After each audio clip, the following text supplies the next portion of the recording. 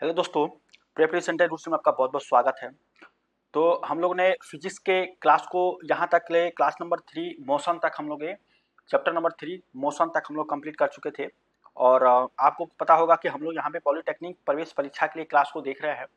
तो कल वाली क्लास में हम लोग ने केमिस्ट्री को देखे थे और आज हम फिजिक्स को देखेंगे यहाँ पे।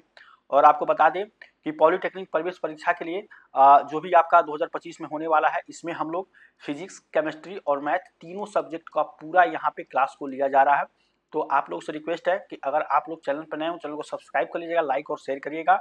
और ऐसे भी स्टूडेंट हैं जो है यहाँ पे पॉलिटेक्निक सेमेस्टर में जो है पढ़ाई कर रहे होंगे और इस वीडियो को देख रहे हैं, तो आपके जितने भी चाहने वाले भाई बहन दोस्त यार जो भी हैं, वो लोग अगर इंट्रेंस एग्जाम की तैयारी करना चाहते हैं तो आप हमारे चैनल से उनको जोड़ सकते हैं। ठीक है, तो ये था थोड़ा सा ब्रीफ। चैनल पर नए होंगे सब्सक्राइब जरूर कर लीजिएगा। चलिए यहाँ पे मोस्ट इंपॉर्टेंट क्वेश्चन के साथ में हम चैप्टर को देख रहे हैं, जिसमें आज हमारा क्लास नंबर 4 में चैप्टर जो होगा ये गति का नियम होगा, लॉ ऑफ मोशन। जितना भी आपका पॉलिटेक्निक एंट्रेंस एग्जाम के लिए इंपॉर्टेंट आपके टॉपिक्स और क्वेश्चन होंगे, उसको यहाँ पे हम लोग डिस्कशन करेंगे। तो लॉ ऑफ मोशन चैप्टर में सबसे पहले अगर बात करें तो फोर्स क्या होता है। ठीक है, फोर्स। ठीक है, तो देखिए फोर्स में आपके कई तरीके के फोर्स होते हैं। ठीक है, हर तरीके के हम न्यूटन गति के नियम को भी यहाँ पे देखेंगे।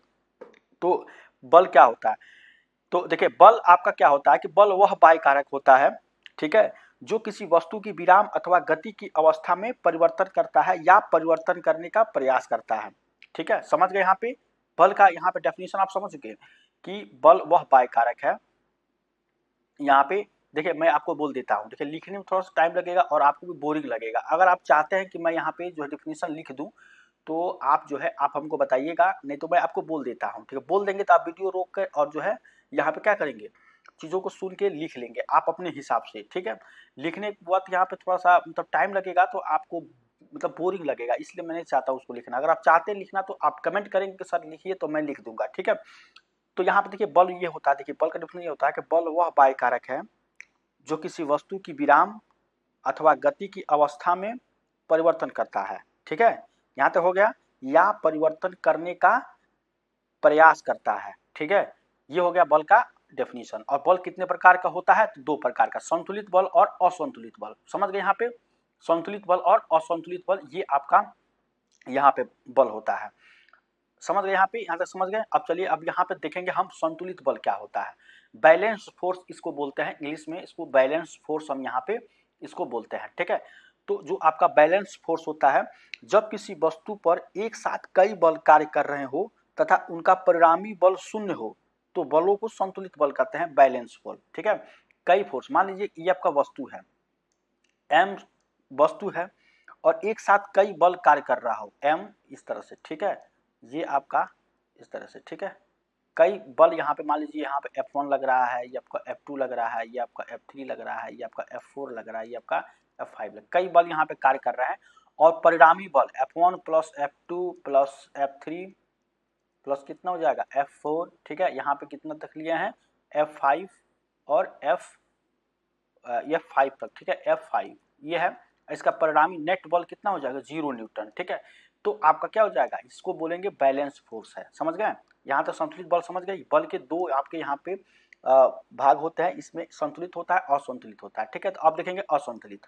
असंतुलित में क्या होता है, इनका बल जो है शून्य न हो। जैसे मान लीजिए यहाँ पे अगर आपको m मास का ये बॉडी है, इस पे आपको m1 सॉरी यहाँ पे फोर्स F1, ये आपका F2 F3 F4 और F5 ये है, तो आपको F1 F2 F3 F4 F5 ये क्या होगा, जीरो के बराबर नहीं होगा। ठीक है, इसको बोलता है अनबैलेंस।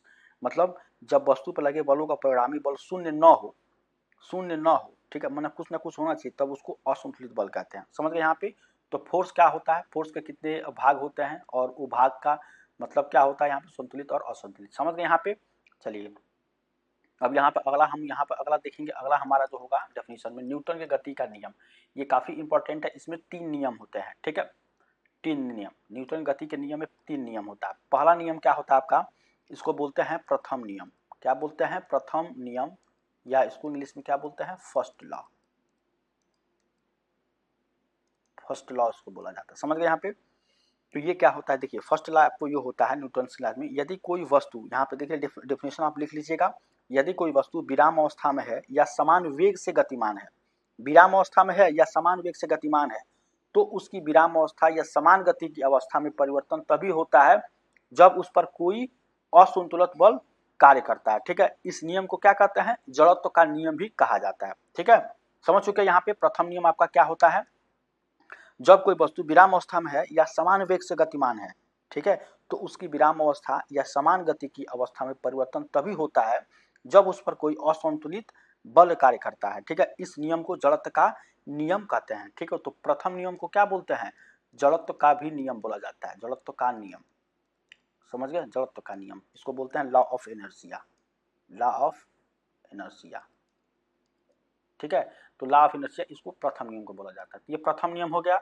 अब देखिए द्वितीय नियम, द्वितीय नियम क्या कहलाता है, यहां पे मैं लिख देता हूं, द्वितीय नियम, सेकेंड लॉ, सेकेंड लॉ। ठीक है, सेकेंड लॉ, ये क्या होता है भाई, तो देखिए सेकेंड लॉ को डेफिनेशन पहले देख लीजिए कि किसी वस्तु पर लगाया गया बल F उस वस्तु के द्रव्यमान m तथा उस वस्तु में उत्पन्न त्वरण के गुणनफल के अनुक्रमानुपाती होता है। ठीक है, अर्थात अनुक्रमानुपाती होता है, मतलब ये जो आपका फोर्स होता है ना, इस पे आपका वस्तु के द्रव्यमान m तथा वस्तु में उत्पन्न त्वरण a के गुणनफल के क्या होता है, अनुक्रमानुपाती। अनुक्रमानुपाती मतलब इसको ऐसे भी बोल सकते हैं, और F अनुक्रमानुपाती ये वाला। ठीक है, ये भी आप इसको बोल सकते हैं m इंटू ए। ठीक है, जब इसको ये निकालेंगे, मतलब ये अनुक्रमानुपाती हटाएंगे तो ये हो जाएगा F इज इक्वल टू के एम ए। ठीक है, के इंटू एम ए। ठीक है, ये आपका यहाँ पे आंसर हो जाएगा, समझ रहे हैं यहाँ पे। तो इस तरह से आपको करना, अगर के यहाँ पे 1 रखेंगे, के इज इक्वल टू अगर 1 रख रहे हैं यहाँ पे, तो F इज इक्वल टू कितना हो जाएगा, m इंटू ए, ये आपका यहाँ पे हो जाएगा। ठीक है, तो इसको बोलते हैं, ये होता है आपका बल, बल ये होता है आपका द्रव्यमान। ठीक है, और ये कितना होता है, त्वरण, इसको त्वरण बोलते हैं। इसका मात्रा क्या होता है, मीटर पर सेकेंड स्क्वायर। त्वरण एक्सेलरेशन होता है, एक्सेलरेशन क्या होता है, v is equal to v by t, वेग परिवर्तन की दर को क्या कहते हैं, त्वरण। इसको पहले पिछले क्लास में हम लोग यहाँ पे देख चुके हैं। ठीक है, यहाँ तक समझ गया। चलिए अब इसका अगर बात करें बल का मात्रक एमकेएस में और सीजीएस में, तो यहाँ पे देखिए ये तो आपका क्या था, F इज इक्वल टू क्या था आपका, F is equal to m into a, बल। तो ये आपका बल है, फोर्स। तो इसका अगर मात्रक बात करें यहाँ पे, मात्रक, तो मात्रक में आपको एक बात करें एमकेएस में और एक बात करें सीजीएस में। ठीक है, तो एमकेएस में क्या होता है, एमकेएस में आपका होता है न्यूटन। ठीक है, ये होता है आपका न्यूटन। और सीजीएस में क्या होता है, ये होता है आपका डाइन। ठीक है, सीजीएस में होता है डाइन। तो न्यूटन और डाइन ये दो आपके यहाँ पे हो जाएंगे मात्रक आपके फोर्स के, बल के, समझ गए यहाँ पे। और एक न्यूटन में कितने डाइन होते हैं, एक अगर न्यूटन में 10 की पावर कितना होता है, ये होता है 5 डाइन, 5 डाइन, एक न्यूटन में 10 की पावर 5 डाइन के बराबर होता है, समझ गए। तो यहाँ तक समझ में आ रहा है आपको कि हम लोग प्रथम नियम द्वितीय नियम जान गए न्यूटन गति के नियम में, जिसे अब हमको क्या जानना है, तीसरा नियम। ठीक है, तो चलिए यहाँ पे हम तीसरा नियम को देख लेते हैं। तीसरा नियम, तीसरा नियम क्या होता है, तृतीय नियम, इसको इससे लिखते हैं तृतीय नियम। ठीक है, तृतीय नियम इसको बोलते हैं थर्ड लॉ। ठीक है, थर्ड लॉ इसको बोलते हैं। और इसको किससे हम रिप्रेजेंट करते हैं, यहाँ पे रिप्रेजेंट इस तरह से करते हैं, इसको बोलते हैं क्रिया प्रतिक्रिया का नियम, क्रिया प्रतिक्रिया, क्रिया प्रतिक्रिया का नियम। ठीक है, ये हो जाएगा, मतलब प्रत्येक क्रिया की उसके समान परंतु विपरीत दिशा में प्रतिक्रिया होती है। मतलब मान लीजिए ये आपका दीवार है। ठीक है, ये आपका दीवार है, अगर आप कोई व्यक्ति है यहाँ पे, कोई व्यक्ति यहाँ पे खड़ा है और ये इस पे धक्का लगा रहा है, इस पे धक्का लगा रहा है। ठीक है, तो जो धक्का लगाएगा, तो मान लीजिए यहाँ से 10 न्यूटन का धक्का लगा रहा है, तो यहाँ से भी क्या होगा, 10 न्यूटन से आपका प्रतिक्रिया बल होगा, मतलब जितना फोर्स लगाएगा उससे विपरीत आपका क्या होगा, 10 न्यूटन का। मतलब वही होता है कि प्रत्येक क्रिया का उसके समान परंतु विपरीत दिशा में क्या होता है, एक प्रतिक्रिया बल होता है, प्रतिक्रिया। तो उसको क्या बोलते हैं, न्यूटन का थर्ड नियम इसको बोलते हैं, और क्रिया प्रतिक्रिया का नियम इसको बोला जाता है, समझ गए यहाँ पे। तो ये आपका नियम यहाँ पे था। ठीक है, यहाँ तक समझ गए। चलिए क्लास ज़्यादा लंबा नहीं होगा, छोटा ही होगा और आपको पूरा तरीके से समझ में आएगा। तो यहाँ पे मैंने प्रथम द्वितीय नियम बता दिया था। प्रथम नियम ये है, आपका द्वितीय नियम ये है, मैंने मुझे यहाँ बताना चाहिए था लेकिन मैंने वहीं पे पूरा बता दिया। और तृतीय नियम आपका जो है हमने वहाँ बता दिया। यहाँ पे देखिए ये जो फोर्स है आपका, यहाँ पे फोर्स जो आपका है कि बल में जो आपका सेकंड नियम है, द्वितीय नियम के बाद में हमने यहाँ पे जो अभी बताए हैं कि इसका फार्मूला क्या होगा, F equals to m into a. ये आपका यहाँ पे हो जाएगा F equals to m into a. Question है एक पिंड का संवेग 1 मिनट में इतना किलोग्राम मीटर पर सेकंड बढ़कर 800 मीटर हो जाता है, तो पिंड पर आरोपित बल कितना होगा। ठीक है, तो ये जो क्वेश्चन है आपका, तो इस क्वेश्चन को हम जब यहाँ पे लगाएंगे तो आपको देखिए सबसे पहले जो दिया रहता है ना उसको आपको यहाँ पे देखना रहता है। ठीक है, उसको आप देखेंगे तब आपका हो जाएगा। देखिए बल इज कितना हो जाएगा, संवेग परिवर्तन की दर। ठीक है, संवेग परिवर्तन की दर अगर बात करें यहाँ पे, इस फार्मूले को हम देखे नहीं है लेकिन देखिए होता कैसे है। संवेग को P से दिखाते हैं, m इंटू आपका v होता है, ये होता है। लेकिन परिवर्तन की दर है, आपको इस फार्मूले को आपको याद रखना है कि बल इज इक्वल टू होता है संवेग परिवर्तन की दर। संवेग परिवर्तन की दर समझ गए यहाँ पे। तो इसको कैसे करेंगे, फोर्स को F से रिप्रेजेंट करेंगे तो आपका दर निकलता है। संवेग परिवर्तन कितना हो रहा है, कह रहा है कि 200 से फिर से कितना हो जा रहा है, 800 हो जा रहा है। ठीक है, तो इसको क्या करेंगे, 800 माइनस 200 और बटा 1 मिनट में। ठीक है, तो ये आपका कितना होता है, यहाँ पे किलोग्राम मीटर पर सेकेंड है, किलोग्राम मीटर पर सेकेंड है। समझ गए यहाँ पे।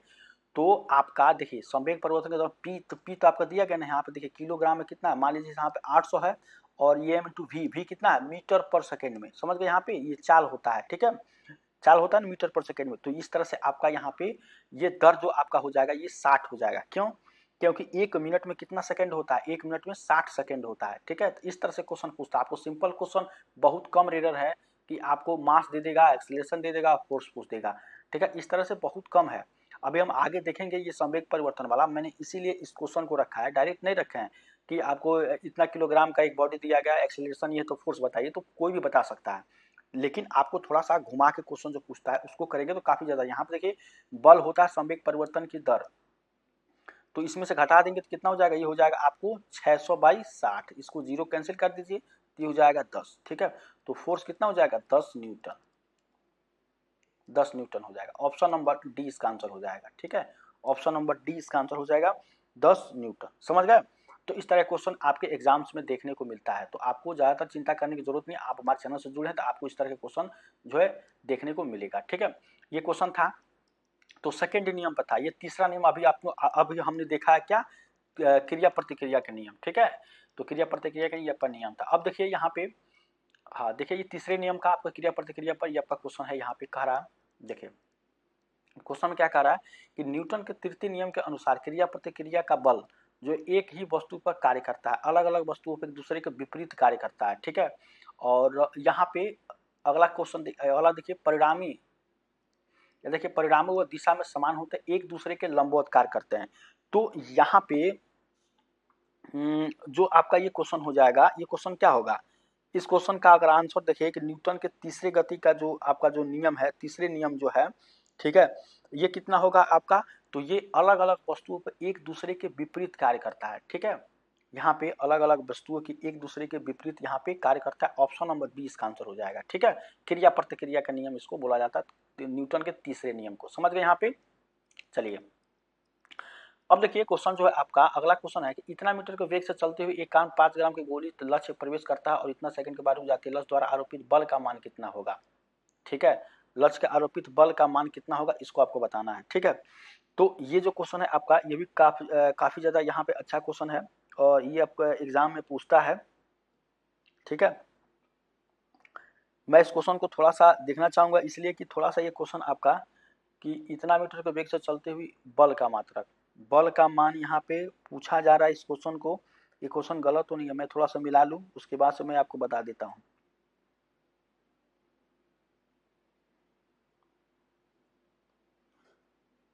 ठीक है, यहाँ पे जो आपका क्वेश्चन होगा ये वाला क्वेश्चन, इसमें कह रहा है कि इतना मीटर के वेग से, आप यहाँ क्वेश्चन देख सकते हैं, इतना मीटर पर सेकंड के वेग से चलते हुए एक 5 ग्राम की गोली किसी लक्ष्य को प्रवेश करने पर इतना सेकंड के बाद रुक जाती है, तो लक्ष्य द्वारा आरोपित बल का मान कितना होगा। ठीक है, तो आपको डायरेक्ट क्या करना है, फोर्स का वैल्यू यहाँ पे निकालना है। ठीक है, जिसको हम यहाँ पे निकालेंगे। सबसे पहले तो देखिए आपका जो यहाँ पे दिया गया है ये दिया गया आपको एम कितना दिया गया है, एम अगर दिया गया 5 ग्राम, 5 ग्राम दिया गया, ठीक है। तो 5 ग्राम को किलोग्राम में अगर आप चेंज करेंगे तो क्या करेंगे, 5 है इसको 1000 से क्या करेंगे, भाग कर देंगे, ठीक है। तो ये हो जाएगा 0 0 0, तो नहीं, एक 0 कैंसिल हो जाएगा, यहाँ पे 3 0 है, ठीक है। तो आपका ये हो जाएगा 5, समझ रहे हैं। तो ये आपका हो जाएगा किलोग्राम, समझ रहे हैं, किलोग्राम यहाँ पे आपका ये हो जाएगा। तो एम निकल गया। अब आप क्या निकालेंगे कि यहाँ से यू निकालेंगे, यू निकालेंगे तो यू कितना है आपका, लक्ष्य को प्रवेश करने में इतना सेकंड बाद रुक जाती है, और आपका ये कि यू कितना है 100 मीटर पर सेकंड आपका ये है यू है।